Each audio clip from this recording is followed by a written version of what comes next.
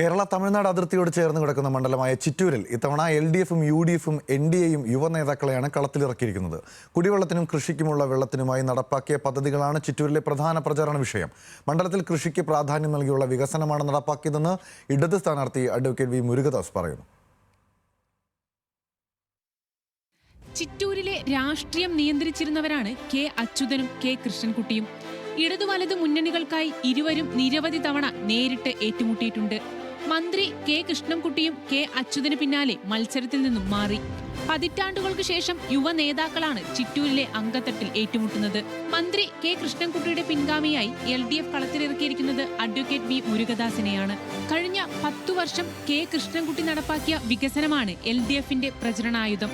ചിറ്റൂരിൽ കുടിവെള്ളത്തിന്റെയും കൃഷിക്കുള്ള വെള്ളത്തിന്റെയും പ്രശ്നം പരിഹരിക്കുന്ന പദ്ധതികൾ നടപ്പാക്കിയിട്ടുണ്ടെന്ന് മുരുകദാസ് പറഞ്ഞു. കൊയ്ത്ത് യന്ത്രം ഇറക്കാൻ നിലവിലുള്ള വെള്ളം വറ്റിക്കേണ്ടുന്ന അവസ്ഥയിൽ കൃഷിയിടങ്ങളിലും കുളങ്ങളിലുമൊക്കെ വെള്ളം സുഭിക്ഷമായി കിട്ടുന്ന തരത്തിലുള്ള ഇടപെടലുകളാണ് കഴിഞ്ഞ 10 വർഷമായി ഇവിടെ നടക്കുന്നത്. അതുകൊണ്ട് തന്നെ ജലക്ഷാമം പരിഹരിച്ചു എന്ന് പറയുന്നത് തന്നെ കർഷകർക്ക് ഏറ്റവും ആശ്വാസകരമായ സംഭവമാണ്. അതുപോലെ തന്നെ കൃത്യമായി സംഭരണത്തിൻ്റെ കാര്യങ്ങളിലുള്ള ആശങ്കകൾ, ചെറിയ രീതിയിലുള്ള ആശങ്കകളുണ്ടായിരുന്നു. ആശങ്കകൾ പരിഹരിക്കപ്പെട്ടു. PRS കൊടുക്കുന്നു.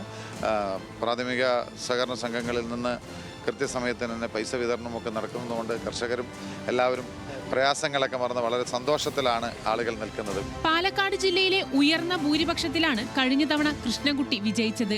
അതേ ഭൂരിപക്ഷം നിലനിർത്തി വിജയിക്കാനുള്ള പ്രചരണമാണ് LDF നടത്തുന്നത്. സൂപ്പറായിട്ടുണ്ട്. കുഴപ്പമില്ല, ഇതേപോലെ കുഴപ്പമില്ലാണ്ട് ജയിച്ചു കിട്ടട്ടെ. അതേ ഞങ്ങൾക്കൊക്കെ നന്നായി അറിയും അയാളിനെ കുറിച്ച്. അതുകൊണ്ട് പേടിക്കുകയേ വേണ്ട. സന്തോഷം, നന്നായി ജയിച്ചു വരട്ടെ. കഴിഞ്ഞ തവണ UDF സ്ഥാനാർത്ഥിയായി മത്സരിച്ച കെ അച്യുതന്റെ മകൻ സുമേഷ് അച്യുതൻ തന്നെയാണ് ഇത്തവണയും.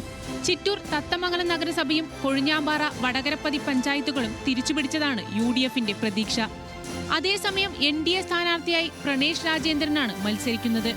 കോൺഗ്രസ് പൊൽപ്പുള്ളി മണ്ഡലം പ്രസിഡന്റായിരുന്ന പ്രണേഷ് പാർട്ടിയിലെ ഭിന്നതകളെ തുടർന്നാണ് കോൺഗ്രസ് വിട്ട് BJPയിലെത്തിയത്. ന്യൂസ് മലയാളം, പാലക്കാട്.